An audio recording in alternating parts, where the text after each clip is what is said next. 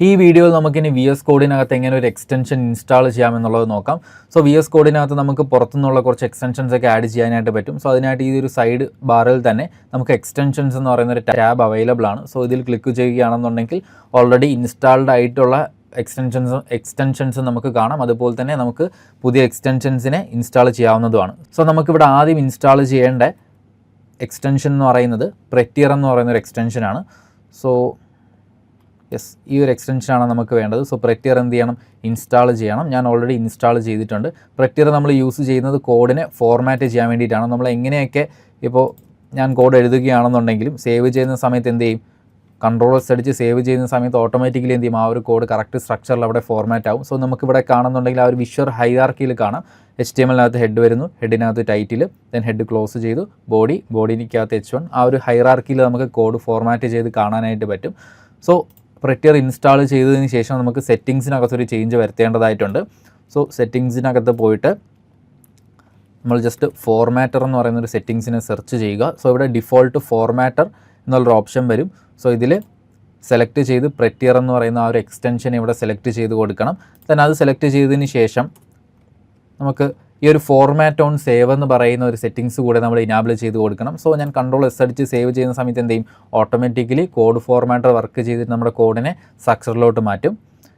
Okay, so പ്രെറ്റിയർ code ഫോർമാറ്റർ നമ്മൾ install ചെയ്തു. Next നമുക്ക് ഇൻസ്റ്റാൾ ചെയ്യേണ്ടത് ഓട്ടോ റീനെയിം ടാഗ് എന്ന് പറയുന്ന ഈ ഒരു എക്സ്റ്റൻഷൻ നമുക്ക് ഇൻസ്റ്റാൾ ചെയ്യാം. സോ ഇതൊക്കെ ഓപ്ഷനിലാണ്, നിങ്ങൾക്ക് വേണമെന്നുണ്ടെങ്കിൽ ഇൻസ്റ്റാൾ ചെയ്താൽ മതി. സോ ഓട്ടോ റീനെയിം ടാഗ് കൊണ്ട് ഉദ്ദേശിക്കുന്നത് ഇപ്പോൾ H1 മാറ്റിയിട്ട് എനിക്ക് H2 ആക്കണം. സോ എന്ത് ചെയ്താൽ മതി?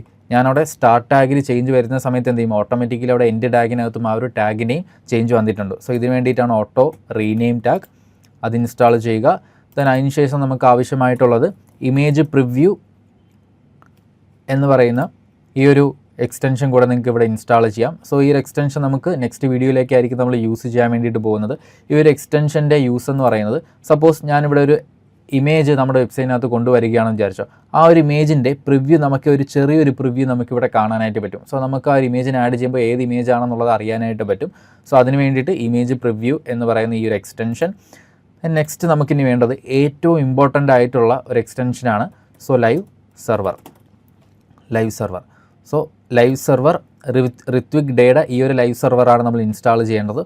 സോ ഈ ഒരു ലൈവ് സർവർ എന്തിനാണെന്ന് പറഞ്ഞു കഴിഞ്ഞാൽ, ഇപ്പോൾ ഞാനിവിടെ എൻ്റെ കോഡിനകത്ത് ഞാൻ എന്തെങ്കിലും ഒരു ചേഞ്ച് വരുത്തിയതിന് ശേഷം ബ്രൗസറിൽ പോയിട്ട് ഞാൻ മാനുവലി റിഫ്രഷ് ചെയ്ത് കഴിഞ്ഞാൽ മാത്രമേ എന്ത് ചെയ്യാൻ പറ്റത്തുള്ളൂ? എനിക്ക് ആ ഒരു ചേഞ്ച് സ്ക്രീനിൽ കാണാൻ പറ്റുന്നുള്ളൂ അല്ലേ? സോ ഇതിന് സേവ് ചെയ്യുന്ന സമയത്ത് ഓട്ടോമാറ്റിക്കലി ബ്രൗസർ റിഫ്രഷ് ചെയ്യാൻ വേണ്ടിയിട്ടാണ്. സോ ഓരോ പ്രാവശ്യം വന്നിട്ട് ഞാൻ എന്ത് ചെയ്യേണ്ട? മാനുവലി ഈ ഒരു ബ്രൗസറിനെ ഇവിടെ റീസ്റ്റാർട്ട് ചെയ്യേണ്ട. സോ അതിന് വേണ്ടിയിട്ട് ലൈവ് സർവർ ഇൻസ്റ്റാൾ ആയതിനു ശേഷം നിങ്ങൾ ഏറ്റവും താഴെയായിട്ട് ഇവിടെ ഗോ ലൈവ് എന്ന് പറയുന്ന ഒരു ഓപ്ഷൻ നിങ്ങൾക്ക് കാണാനായിട്ട് സാധിക്കും. സോ ഞാനിതിൽ ക്ലിക്ക് ചെയ്യുകയാണെന്നുണ്ടെങ്കിൽ എന്തായിട്ടുണ്ട്? ലൈവ് സർവർ തന്നെ നമ്മുടെ HTML ഫയലിനെ ഇവിടെ സ്റ്റാർട്ട് ചെയ്തിട്ടുണ്ട്. ഇനി ഞാൻ പോയിട്ട് എന്തെങ്കിലും ഒരു ചേഞ്ച് വരുത്തുകയാണെന്ന് വിചാരിച്ചോ. ചേഞ്ച് വരുത്തിയിട്ട് Ctrl+S അടിക്കുന്ന സമയത്തിന് എന്ത് വന്നിട്ടുണ്ട്? അത് നമ്മുടെ ബ്രൗസർ ആ ഒരു ചേഞ്ചിനെ ഡിറ്റക്റ്റ് ചെയ്ത് ഓട്ടോമാറ്റിക്കലി പുതിയ അപ്ഡേറ്റിനെ സ്ക്രീനിൽ ഡിസ്പ്ലേ ചെയ്തു. സോ അതിന് വേണ്ടിയിട്ട് ലൈവ് സർവർ എന്ന് പറയുന്ന ഒരു എക്സ്റ്റൻഷൻ നിങ്ങൾ ഇൻസ്റ്റാൾ ചെയ്യണം. ഓക്കെ, സോ ഇപ്പോഴത്തേക്ക് നമുക്ക് ഇത്രയും എക്സ്റ്റൻഷൻസ് ആണ് നമുക്ക് ഇൻസ്റ്റാൾ ചെയ്യേണ്ടത്. Live server, image preview, prettier code formatter and auto rename tag. ഇനിയും കുറച്ച് എക്സ്റ്റൻഷൻസ് ഒക്കെ നമുക്ക് ഇൻസ്റ്റാൾ ചെയ്യേണ്ടതായിട്ടുണ്ട്. അതൊക്കെ നമുക്ക് റിക്വയർമെൻറ്റ് വരുന്നതിനനുസരിച്ചിട്ട് നമുക്ക് എന്ത് ചെയ്യാം? ഇൻസ്റ്റാൾ ചെയ്ത് പോകാം. ഓക്കെ, ഇനി നമുക്ക് പുതിയ കുറച്ച് HTML ടാഗ്സിനെ നമുക്ക് നോക്കാം. ഓക്കെ, ദെൻ ഹെഡിങ്സിനകത്ത് തന്നെ നമുക്ക് 6 ലെവൽസ് ഓഫ് ഹെഡിങ് വരുന്നുണ്ട്. അതായത് നമുക്കൊരു മെയിൻ ഹെഡിങ് ഉണ്ടാവും, മെയിൻ ഹെഡിങ്ങിന് എന്താവും? ഒരു സബ് ഹെഡിങ് ഉണ്ടാവും. അതുപോലെ 6 ലെവൽസ് ഓഫ് ഹെഡിങ് നമുക്ക് HTML-നകത്ത് അവൈലബിൾ ആണ്. സോ ഒരു HTML ഹെഡിങ്സ് എന്ന് പറയുന്ന ഒരു സെക്ഷനകത്തോട്ട് പോയി കഴിഞ്ഞാൽ 6 ലെവൽസ് ഓഫ് ഹെഡിങ് കാണാനായിട്ട് പറ്റും. ഈ ഒരു ലെവൽസൊക്കെ നമ്മൾ കറക്റ്റായിട്ട് തന്നെ നമ്മൾ കൊടുക്കേണ്ടതായിട്ടുണ്ട്. സോ ഞാനതൊന്ന് കോപ്പി ചെയ്യാം. H1 to H6 നമ്മുടെ വെബ്സൈറ്റിനകത്തുള്ള മോസ്റ്റ് ഇമ്പോർട്ടൻ്റ് ആയിട്ടുള്ള അല്ലെങ്കിൽ മെയിൻ ഹെഡിങ് നമ്മൾ കൊടുക്കേണ്ടത് ഈ H1 ടാഗിനകത്താണ്. So most important heading H1 ടാഗിനകത്തും ലീസ്റ്റ് ഇമ്പോർട്ടൻറ്റ് കൊടുക്കേണ്ടത് ഈ H6-നകത്താണ്. സോ നമുക്ക് നമ്മുടെ വെബ്സൈറ്റിനകത്ത് ഒരു മെയിൻ ഹെഡിങ് ഉണ്ടാവും അല്ലേ? സോ ഞാൻ ടെക്സ്റ്റ് മെയിൻ ഹെഡിങ് എന്ന് കൊടുക്കാം. Main heading. ദെൻ ഈ ഒരു മെയിൻ ഹെഡിങ്ങിന് ഒരു സബ് ഹെഡിങ് ഉണ്ടെന്നുണ്ടെങ്കിൽ നമുക്ക് എന്ത് ചെയ്യാം? ആ ഒരു H2 ടാഗിന് കൊടുക്കാം സബ് ഹെഡിങ്. സോ ഇവിടെ നോക്കുകയാണെന്നുണ്ടെങ്കിൽ ആദ്യം സബ് ഹെഡിങ് വന്നു, താഴെയായിട്ട് ആദ്യം മെയിൻ ഹെഡിങ് വന്നു, അതിന് താഴെയായിട്ട് സബ് ഹെഡിങ് വന്നിട്ടുണ്ട്. സോ നമ്മുടെ വെബ്സൈറ്റിൽ നമ്മളൊരു ഹെഡിങ്ങിനെ ഡിഫൈൻ ചെയ്യുന്ന സമയത്ത് കറക്റ്റ് സ്ട്രക്ചറിൽ തന്നെ നമ്മൾ കൊടുക്കേണ്ടതായിട്ടുണ്ട്. കാരണം ബ്രൗസറിനും മനസ്സിലാക്കേണ്ടതായിട്ടുണ്ട് മെയിൻ ഹെഡിങ് ഏതാണ്, സബ് ഹെഡിങ് ഏതൊക്കെയാണെന്നുള്ളത് ബ്രൗസറിന് മനസ്സിലാക്കേണ്ടതായിട്ടുണ്ട്. കാരണം നമുക്ക് സെർച്ച് എഞ്ചിൻ ഒപ്റ്റിമൈസേഷൻ എന്ന് പറയുന്ന ഒരു പ്രോസസ്സ് ഉണ്ട്. അതെന്താണെന്നുള്ളത് നമുക്ക് പിന്നീട് നോക്കാം.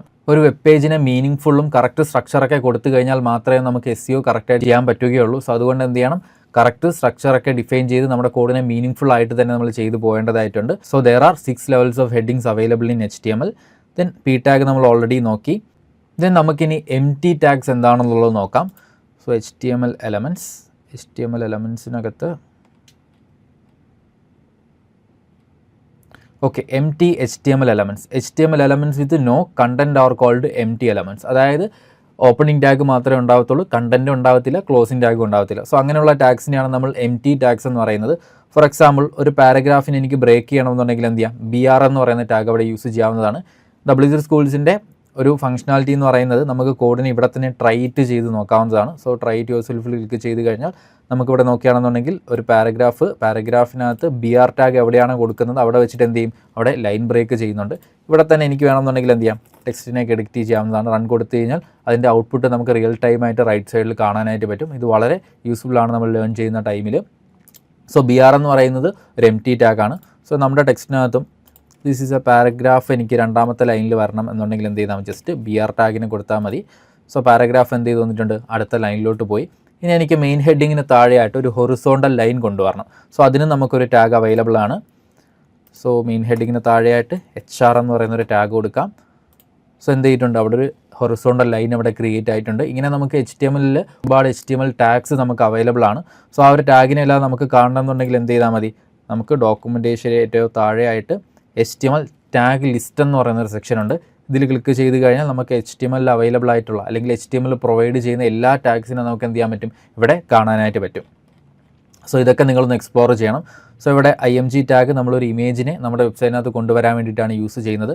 IMG ടാഗിൻ്റെ ഡോക്യുമെൻറ്റേഷൻ കാണണം എന്നുണ്ടെങ്കിൽ നമ്മൾ എന്ത് ചെയ്താൽ മതി, ഈ ഒരു IMGയിൽ ക്ലിക്ക് ചെയ്ത് കഴിഞ്ഞാൽ ഒരു ഇമേജ് എങ്ങനെ വെബ്സൈറ്റിൽ കൊണ്ടുവരാം എന്നുള്ളത് ഡീറ്റെയിൽ ആയിട്ട് ഈ ഒരു ഡോക്യുമെൻറ്റേഷനകത്ത് പറയുന്നുണ്ട്. സോ ഇങ്ങനെ നിങ്ങൾ എന്ത് ചെയ്യണം, ഈ ഒരു ഡോക്യുമെൻറ്റേഷൻ എല്ലാം ഒന്ന് വായിച്ചു നോക്കണം.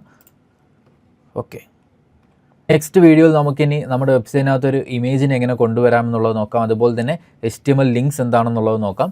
So see you in the next video.